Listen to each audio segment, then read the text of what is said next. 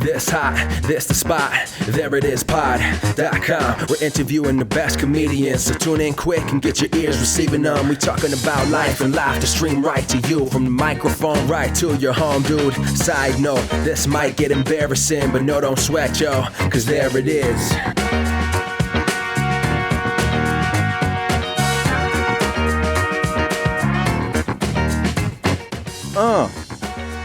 That theme song is so funky. Welcome to There It Is. I'm Jason Farr. I am your host. Let's do this. I'm so glad you're here and checking this out. Thank you for that. On this episode, the first episode of the There It Is podcast, I speak with writer, comedian, and actress Tess Rafferty. We have a great, thoughtful, and frank talk, even with a couple of adult words in case you have kids or your priest around as you listen. I think you will enjoy our talk. There It is where it is for people who want to learn more about the process of creating work. Mostly comedy, but I'll also interview musicians or writers or anyone who has a process to create work, especially work that is similar to comedy. I love the arts. Not because entertainment helps pass the time. I love the arts because they inspire me so much. It inspires us to put our own work out. The arts also inspires us to be the people we are. The arts help us learn about ourselves and the world. It helps connect us all together. I truly believe that. It connects all of us together. I mean, how many times have you watched a TV show or listened to a song that made you think, oh, I'm not the only one who thinks that? Like, that's pretty relieving to know other people think like you. Or how many times have you read a book or watched a movie or a comedian special and thought, I never thought of it that way before? You see, art can be eye-opening. It can be engaging, even life-affirming. I mean, that's what I truly believe happens because that's what happened to me.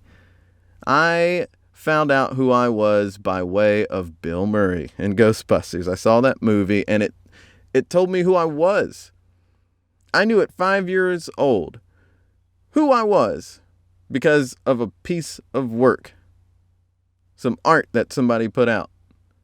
I saw Prince, and that experience helped define me as I grew older. Ever since I was a little kid, I became such a nerd because of the way I listened to Prince music. That nerdiness is what is on full display with the There It Is podcast. Both of those experiences helped me see who I was. They identified for me the type of person I am. I can't think about being a comedian or loving Prince without thinking about my Aunt Ruth. She passed away when I was in high school, but if it wasn't for my Aunt Ruth, I don't know that I would have made these connections. When I was 3, I noticed I made my Aunt Ruth laugh a lot. And she had the best laugh too. It's still one of my favorite sounds. So whenever she came to visit, I tried to make her laugh. And that was at 3. So if it wasn't for that happening before I saw Ghostbusters, I don't know that I would have connected to something when I saw that movie. I don't know if I would have connected to something that has been so monumentally meaningful to me as a person my whole life. She is also the person who introduced me to Prince. 1984 was a pretty important year for me because not only was it the year Ghostbusters came out, but also the year Purple Rain came out. And that Purple Rain is how my Aunt Ruth brought Prince into my life. Those were the things that led to me being who I am today. And it's thanks to my Aunt Ruth. She was a crucial outlier to me becoming the person I am. See what I'm saying about how art connects us all?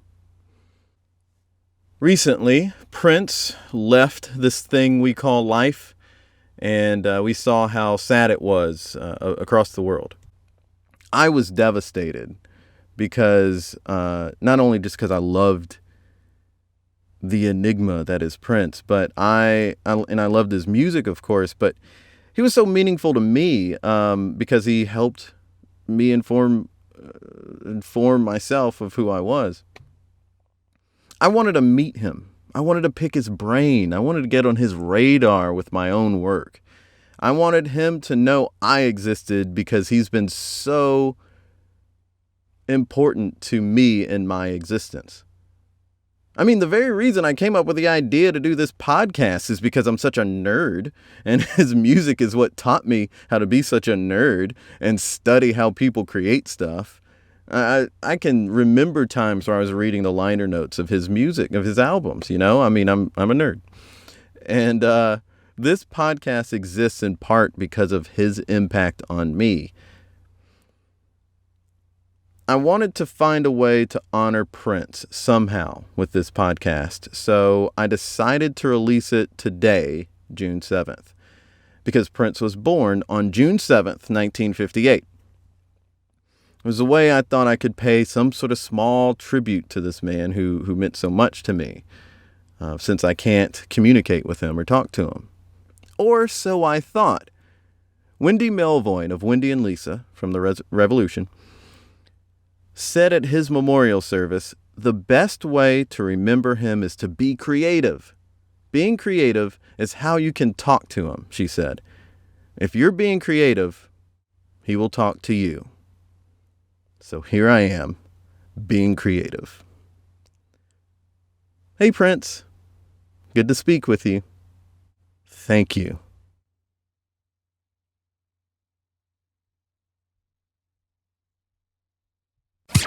Alchemy Comedy Theater will be holding its third annual comedy marathon from June 10th through June 11th, featuring the best of Greenville comedy for 30 hours of nonstop entertainment. The marathon will kick off with a live podcast celebrating the Greenville comedy scene at 6 p.m. and continue through the night with vast sampling of various comedy forms. And we are also going to see some long form, some stand-up comedy from Greenville's No Expectations comedy, fast-paced improv games with Alchemy and Laughing Stock, and there'll be live storytelling as well. 4 of Alchemy's performing members will take on the feat of performing in 12 improv shows in a row for the 12-hour challenge from midnight until noon, putting the marathon concept to the test. Tickets to all shows are $10 with the exception of the 12-hour challenge shows, which will be free, and pre-show tickets can be purchased online at alchemycomedy.com. That's alchemycomedy.com.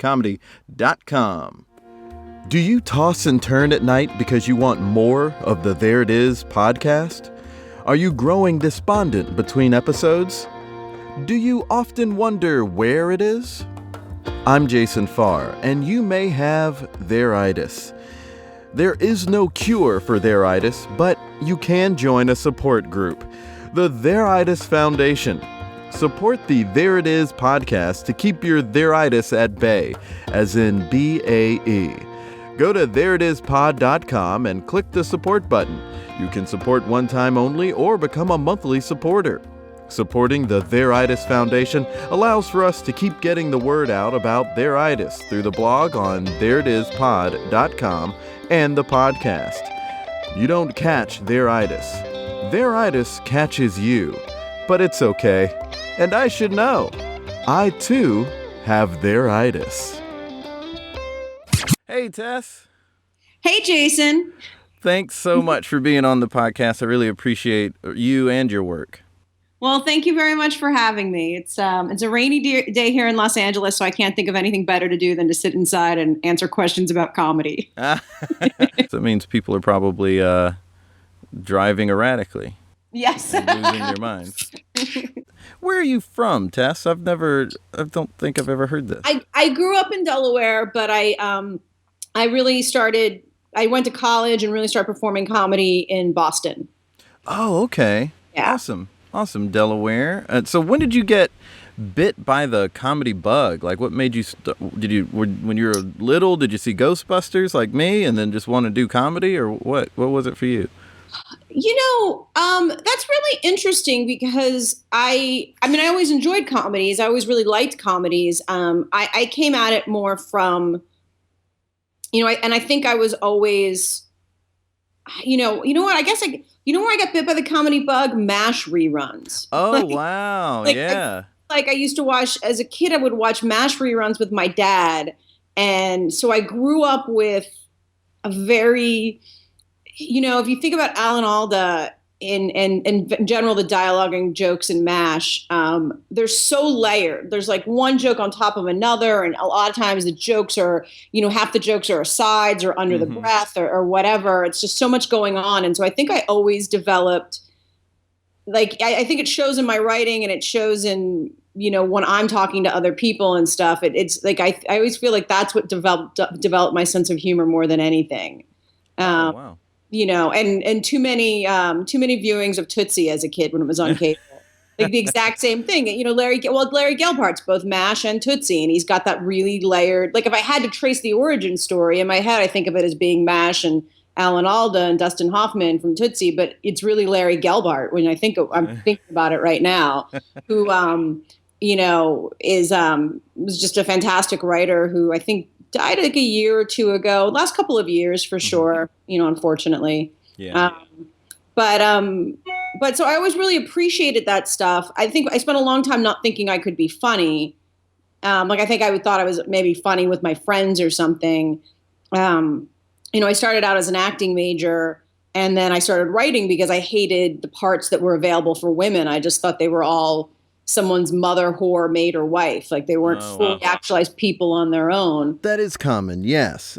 Even in politics and how people discuss the politicians, you see some of that. Take, for instance, referring to Hillary Clinton's voice as shrill, but it's not a shrill voice. They don't say that about Ted Cruz, whose voice is actually shrill. Yeah. Right? So, I mean, people hate Bernie Sanders, who actually is yelling at people. Right. Like he's actually yelling at people. There have been comedy sketches documenting this fact. Yeah, definitely. In the comedy world, people are definitely pointing it out, but you don't. And yes, the media has been weird towards Bernie Sanders to a certain level. He was just a crazy-haired weirdo, like that was how they treated him for so long. And then when he started doing better, then they started speaking of him a little more legitimately. But they definitely don't talk about outside of comedy his voice, whereas people outside of, no one in comedy is saying anything negative about Hillary Clinton's voice, but people outside of comedy are, and that's telling. Yeah, because in comedy you need some basis of reality in order to make fun of it. Yeah. Like if it does, the biggest thing about a joke is that if you're making fun of Hillary and you're using a voice that she doesn't use, it doesn't track. Right. It doesn't fit. Like there's no joke there if people don't find it to be a truth or, something that you're making fun of. Now, when it came to her and her, like people would make jokes about her pantsuits, which you don't hear so much anymore, but in recent memory, people would make jokes about her pantsuits, but they weren't making fun of men's outfits. No, this is my biggest pet peeve is that, like, and I can't believe I have to even preface it with this, but I have never supported Sarah Palin. I would never vote for Sarah Palin. I think she's a big idiot. Like I am not a supporter of Sarah Palin. However, I took so much shit. Can I say shit? Can you? Yeah, I don't care. I can't. I took so much crap from friends last election cycle because I'm like, why are we talking about her like we would never talk about a male candidate? Like, why is it a story? Like, everyone's like, oh, did you hear how much she spent on her clothes? Well, how much did, Joe Biden spend on his clothes? That's not a story. That's true. Like, we're talking about her daughter being an unwed teen mom, which, yes, is ironic if you're the party of anti-abortion, birth control. But I don't know what other candidates out there have unwed teen moms as daughters because no one's talking about it. Like no one's putting like their paternal fatherly skills on trial in an election. Yeah, and it's definitely. I mean, I know there was some talk about John Edwards, but there's still certainly a lot more being said about women than men in these sort of ways. John Edwards had an affair, which is different, and that didn't even come out until after the election. True. I was talking about, like, people would call him a pretty boy, and there were some jokes about how much he was spending on haircuts. Really? I don't remember that, but I believe you because you're from his neck of the woods. Yeah, it wasn't nearly as common as the stuff you were mentioning about Sarah Palin. in her clothes and how much she was spending on clothes. There's been a lot of talk about political correctness lately, and a lot of comics have been saying things about political correctness, and there seems to be, amongst people that I hear talking about it, you have people saying there isn't a problem. The only people who say that there is an issue with political correctness are people who want to say terrible things and don't get it. And I have heard a lot of people who seem to get it who are saying, well, that's going a bit too far. That's not political correctness. That's being weird. And the president even spoke about this past September about how there are certain colleges where the students didn't like someone who was booked to speak because they didn't agree with that person's ideologies. And so they would kind of protest until the invitation was rescinded. Yeah. And he was saying, that's not how you learn. Let people come. Just because you don't need to be coddled. Just because someone disagrees with you, let them come in and speak. If you disagree with them, then argue. But right. Or hear their point of view or something. Right. And so what is your opinion, though? I mean, and I'm talking about, I think, well, Chris Rock said something about there being a weird political correctness thing, and Jerry Seinfeld said there is a weird political correctness thing going on where people are going a bit too far with that. What do you think about that? I think it's almost two different situations, or maybe it's just like opposite sides of a spectrum.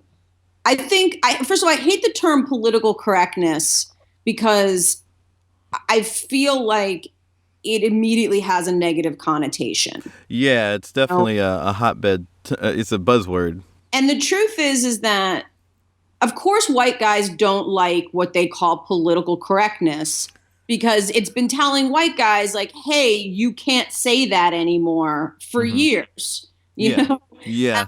And that's important because, as you and I both know, if it wasn't for pointing out like, hey, you can't really say that, they'd be calling you and I horrible things. Right. If there's no one to point out like, hey, we don't like that word, they would be saying that about whomever, whenever. They wouldn't know any better, like, hey, it's like, look, it's the way we, it's the way we know it's the way we now look at, tranny as a derogatory term. Right. Oh, that's, I lose nothing by being told like, hey, that's not a good word to use. Do you know what I mean? Like, that's good for me. Now I know. Now someone from another group that I'm not part of is saying, I don't like that word. And I'm like, yeah, no problem. I can use another word. You know what I mean? Like, I think I think that did actually wrote a blog post about this too, about how I really wish I could find another word for political correctness, because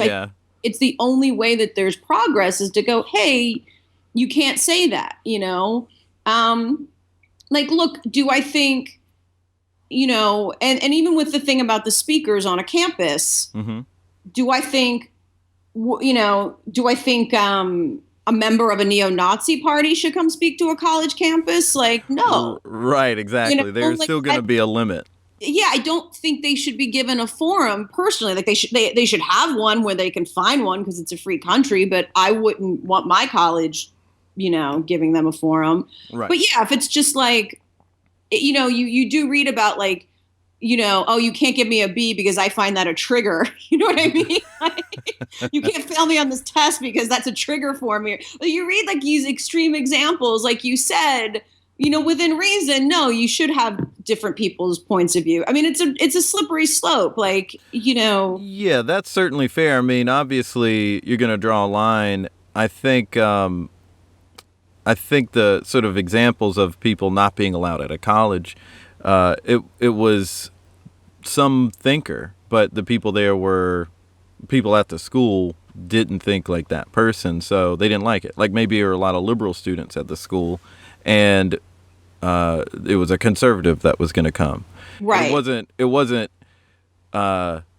someone ridiculous that would come. It'd be someone who's sensible enough, but they just don't agree with them. And it does hurt dialogue to just shut people down and not listen to what they have to say. Like, absolutely. And I think in our own personal lives, we all have friends across the political spectrum, just for an example, Yeah. and it's like, I'd like to not, you know what I mean? And it's important to, like, I've been really trying hard for, like, my Republican friends, because, a lot of my friends are liberal, but I do have, I have a fair amount of Republican friends, and it's like, I've been trying to, like, I want to let them know I respect where they're coming from, because, like, after the election's over, we all still have to get along. We all still have to be friends. Like, I want to hear them out. I want to,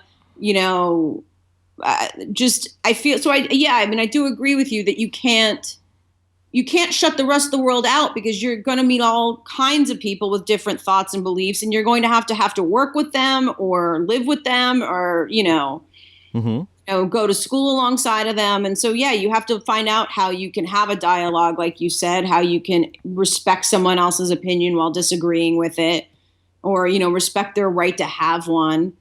I mean, it gets hard in that there are some very specific things, like this came up when Scalia died.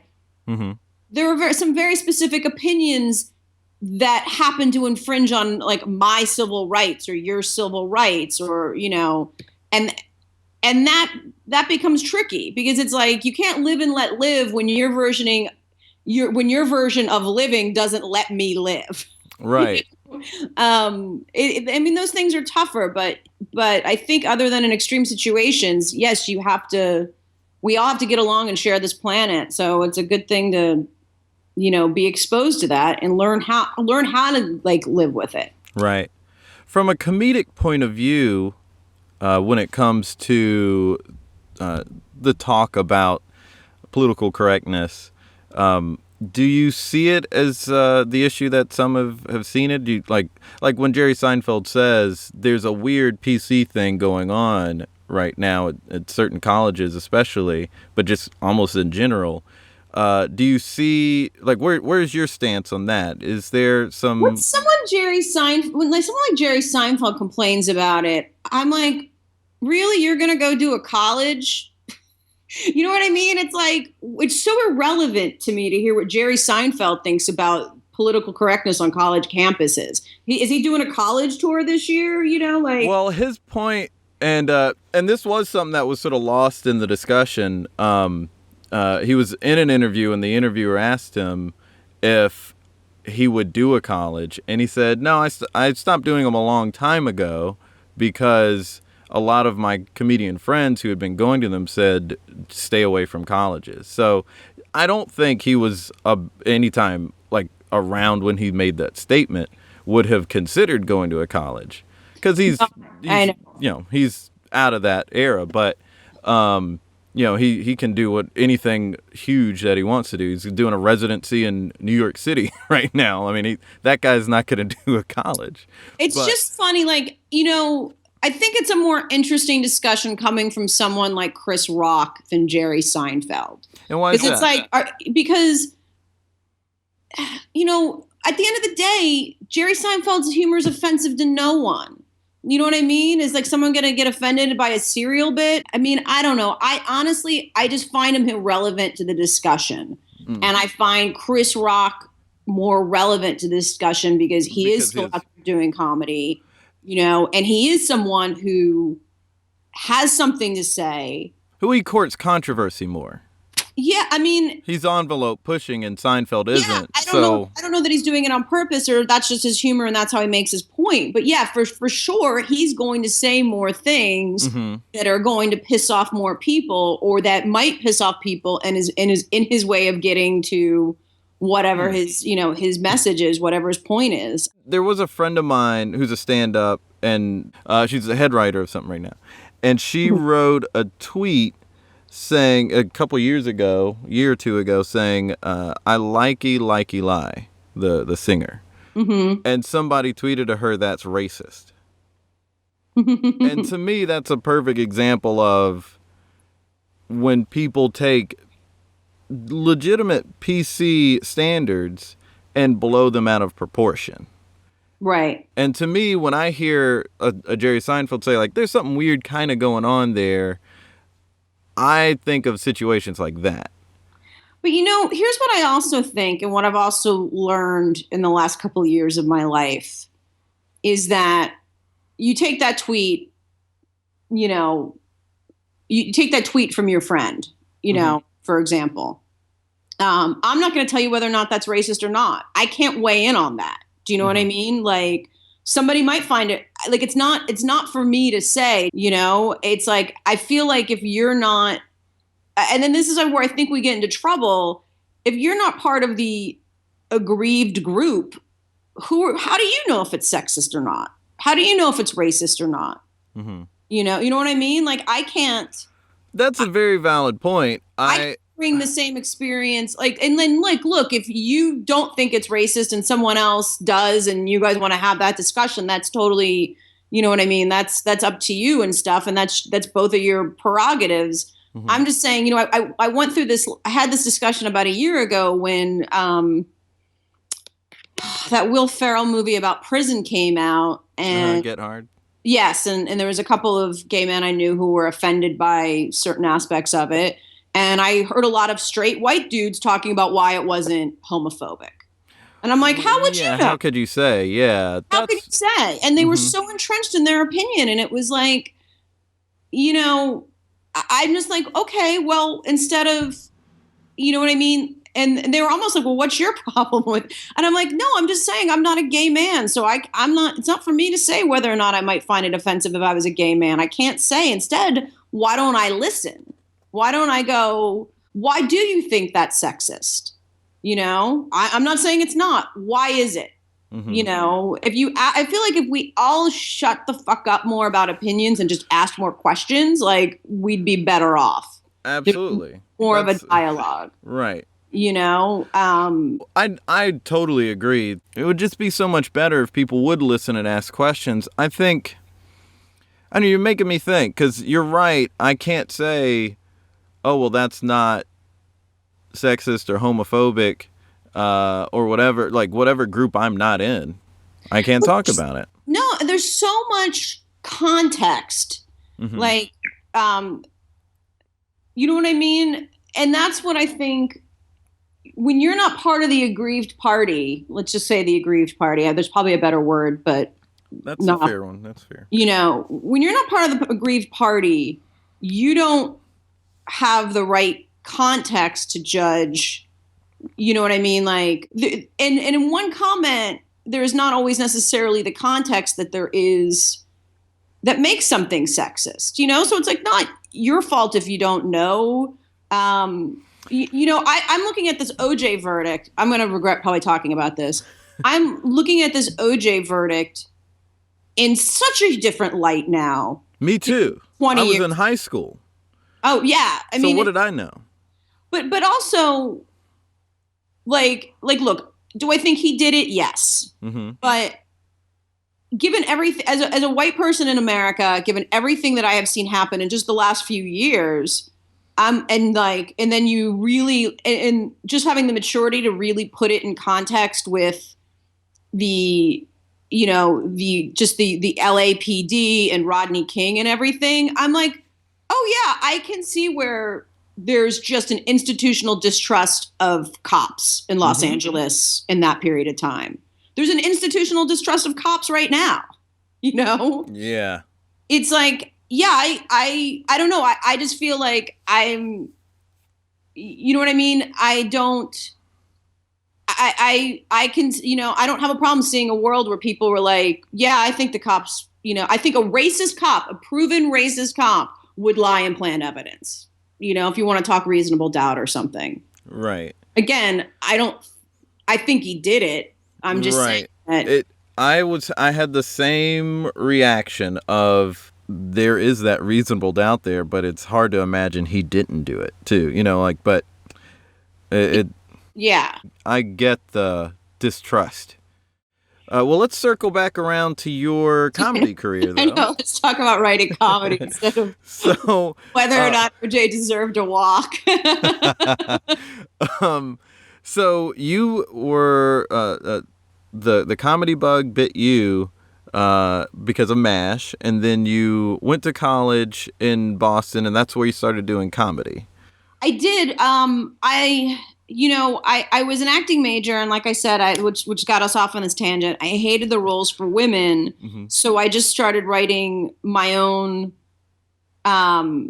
scripts, my own pieces that kind of ended up becoming, a lot of which became stand up, basically. Awesome. So that's how, and the scripts I wrote were funny, but it was still hard. Like I think even when I was being funny, it wasn't easy for me to say that, I thought I was funny. Why is that? I think that there's just a sense of like that's what other people do or that's what guys do. I think very much plays into it. Like guys do stand up, guys are funny, guys are writers. Maybe just not having a ton of female role models to sort of choose from in that those areas, especially at the time. Now if I was doing it all over again, there'd probably, it'd be totally different. Yeah. But yeah, so I started doing comedy in Boston, which eventually led me to move out to Los Angeles. And when did you go out to Los Angeles? Oh Christ. I've been here since like since 98. Oh wow. 99, yeah. A long time now. It's the longest I think I've lived anywhere else. Anywhere, Oh, that's cool. Yeah. And I like it here. Yeah, that's great. And so what did you first start doing comedy wise, like professionally when you were in LA? You mean like where and what? Like what were you just doing stand up at the time? Well, I always did sketch too. So I would do some sketch stuff. I did some short films with people. I was doing a lot of stand up and I was writing scripts. Writing kind of keeps me sane in a weird way when I have downtime, like when nothing's happening, like I'm not working or maybe I am working, but like I'm not, I'm doing it, back then I was just doing day jobs and stuff. So I wasn't really, nothing was happening professionally except I was doing stand up every night. Writing in my downtime just kind of keeps my mind busy. So I'm not like waking up in the middle of the night with night terrors, wondering what's going to happen to me, Yeah. So I was always writing scripts back then, and I would do readings at my house, and I think one of them we made into a short film, and just trying to stay busy. It's like just churning enough material out so that eventually when someone asks to see something, you'll have something to show them. What was your first bona fide job, or was stand up? Were you getting money from stand up where you can live full time off that, or what? Oh God, no. I mean, Okay. I would get paid from stand up, but never enough that I was going to live on it. And I had a couple of smaller writing gigs, different blogs and stuff, writing jokes for people. But my first real gig was The Soup, really. Yeah, and that's where I came to know and love your work. Was seeing you on The Soup. I always got a kick of seeing you on there. Oh, thank you. Yeah, it was a fun gig. It was a fun gig. I did it for a long time. What was your role there? 'Cause I know you were on camera and you were famously the dancing tampon. The dancing maxi pad. The dancing maxi pad, I mean. And which was hilarious. But there are other like hilarious things you did on there. But what did you write jokes for it and then also do the bits on there? What was your I was primarily just a writer on the show. I was a staff writer for 7.5 years. And actually I think I somewhere in there I was a supervising producer too. But I mean, all the material in terms of like everything you saw on stage that came out of Joel's mouth was more or less written by writers. And so I was just one of those people, all the bits that got pitched that we did. And just want, that's what I did for 7.5 years. So what is the process of that show? Now I know it's not on anymore, unfortunately, but I do know, from what I understand, I mean, it's watching a lot of clips and then just coming up with jokes for them. But I mean, what is that process for real? I mean, we would look at the day's stories every day and kind of write jokes about it, or talk about how we were going to cover sort of like, the entertainment news stories that were always at the beginning of the show. And then every afternoon we would, like, everybody watched shows. And so every afternoon we would bring in clips from the shows we were watching and, talk about which ones would work and how they would work and stuff. And then we would write, the intro and the outro joke and stuff around those clips. And that's what we basically did 3 days a week. And then on the fourth day, for the most of the time, we usually taped on the fourth day on Thursdays. So that was like when we just would kind of tighten the script, hone the script, put in anything last minute that was breaking, throw out anything that wasn't working, tape the show. And then Fridays were always kind of the day where we kind of looked to the week ahead and, sort of like what movies were coming out, what stories were breaking, what big events were happening, that sort of thing. And what did you transition to after that? Now, I know you've written a book.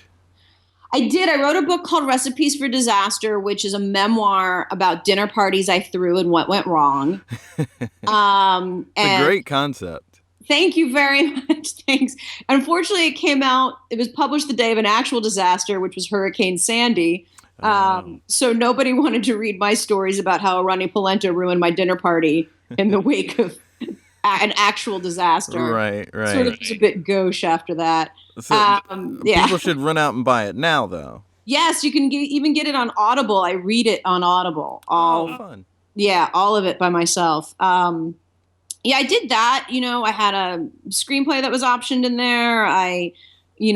Have been, I've still done staff writing since then on a variety of projects. At Midnight.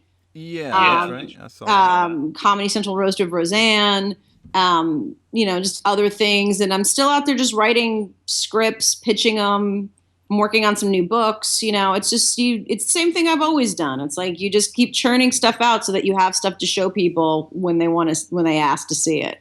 What would you say is your primary comedic style? Like, would you say you're primarily a stand-up or primarily a joke writer for TV shows or what? What would you say? I don't know. It always changes. When I got the job at the Soup, I was doing so much like script writing that I didn't think I could be a joke writer. Mm-hmm. And then I was surprised that I actually could do it and I really liked it. And I did it for years, and now it feels like, I just wrote 2 books. I, been writing more on like, actual scripts. It just feels like, it's fluid. It always changes. I get away from stand up from time to time and then, I get back into it. And I always love it when I do it. I just don't, go through periods where I can't do it as much. Right. Working on other stuff. Right. So it's pretty fluid. Well, at this point of the show, this is when I like to wind down and write something with the guest. I don't know if you would like to try to write a joke or pitch an idea for a sketch. Should we write an OJ joke? What do you want to write a joke about? Oh, gosh. Yeah, well, I was looking through the news, and there's some interesting article. There's an article about NASA is going to scrap sending something to Mars. Of course, there's the easy joke there is so no one's going to go pick up Matt Damon. But there was also this Hulk Hogan trial is going on, and I saw a headline that said why Hulk Hogan's penis is going to be such a major part of this trial, and that's just a ridiculous headline. So that stood out. But yeah, so why Hulk Hogan's penis is going to be such a major part of this trial. Wow, I know his penis is black. Yeah, I don't know. I could say his penis rips off underwear like Hulk Hogan would rip his shirt off. No, I'm just thinking like, why would somebody unfairly be part of a trial? I don't know. like that's where my head goes, is why would someone be on trial? Like, why would, because he was arrested in Wisconsin. Where's that place in Wisconsin where Making a Murderer took place? Oh, I don't know. I actually haven't seen Making a Murderer yet. I am so behind. Don't see. I had to bail. I had to bail on it. Oh yeah. Is it too frustrating?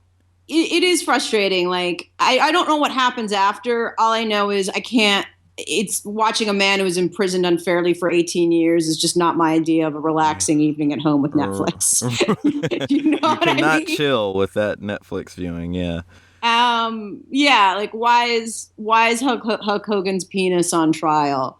Hannibal Buress did a joke about it. Yeah, maybe. Yeah. I don't know. Well, what's the process when you're trying to come up with jokes in a writer's room? I mean, like, just like look in the, I like this because then I can explain my joke and hopefully I won't seem weirdly racist. Like, I look at it like, you're like, why is Hulk Hogan's penis being part of this trial? And and in my head, where my head goes is, oh, well, like, who's been unfairly put on trial? Or, I mean, not like Cosby, or who's someone who's on trial? Why are they on trial? You know, and I mean, that's why I said his penis is black, because it's like, well, because like he's been arrested.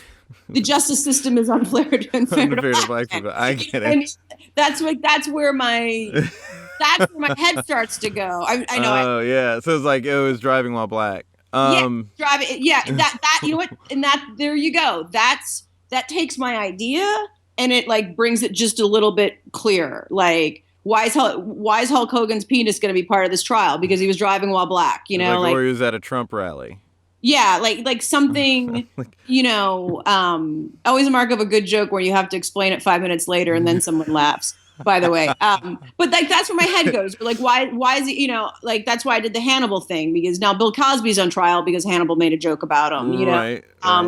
So like, that's just kind of my process when I it's almost like a riddle. Like, you're asking yourself, like, sometimes you read a headline and the joke's right there. Like, the joke just comes to you. Right.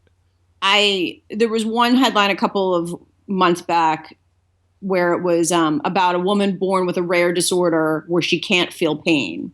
Mm-hmm. And a 39-year-old woman was born with a disorder where she can't feel pain. She was able to feel pain for the first time in her life when they injected her with an experimental drug and then told her that no one wants to date a 39-year-old woman. Like, that to me is something when I read it on the page, it's like, it's like my head, it's like, my head goes there and finishes it. Sometimes, like I said, sometimes it's more like a riddle where you're going, okay, why, like, you're like, okay, there's something there, why the penis is on trial. Yeah, why is this funny? Like, what is... Because he wouldn't stand his ground. Like, you know what I mean? And so, like, in my head, I start shooting out, like, especially if I'm pitching out in a room where, like, we need a joke now. In my head, I start going through the, and then I might go, well, is there something funnier than stand their ground that's a double entendre with a penis, Like, yeah. Because he shot first, like I might go, like, if I might go down that road. Yeah. Okay. So if it's a stand your ground and he shot first, or if it's like, I don't know, he got pulled over by the cops and he shot first. Yeah. There's a double entendre there, I guess. Yeah. I mean, something like that. So that's kind of that's the way I know how to do it. And it's different for everybody. Right. But if I have to, yeah. That's good information though. So what direction, if we were pitching jokes for a show, which direction would you take it? Would you go with why he was on trial, or the I guess that was the one take, but was it because he was driving while black, or? That's something I might use. I might try to find a sexual, thing in there too. Maybe something about shooting first. They didn't know he was shooting blanks, just something like that. Yeah, those are probably the two places I would go with first with it. you know. Calling cops racist and then a dirty joke. Well, there it is. You can't fail. No, you can't. Well, it's so great having you on. I appreciate you doing the podcast. Thank you so much for having me. This was a lot of fun. What a fun episode, right? I really enjoyed that talk. I think we got into some good stuff, and I think I learned more about how to express myself, about my experience, and not try to talk about what other people go through. I really liked her point about if you're not a part of the aggrieved party, then maybe you can't say if something is sexist or not. And that's a valid point. I can talk about my experience, but I can't talk about your experience. I can advocate for you to talk about your experience and to have that freedom, but I can't necessarily tell you what is or isn't true about what you're going through. I should talk about what I'm going through. Write what you know? Great talk with Tess.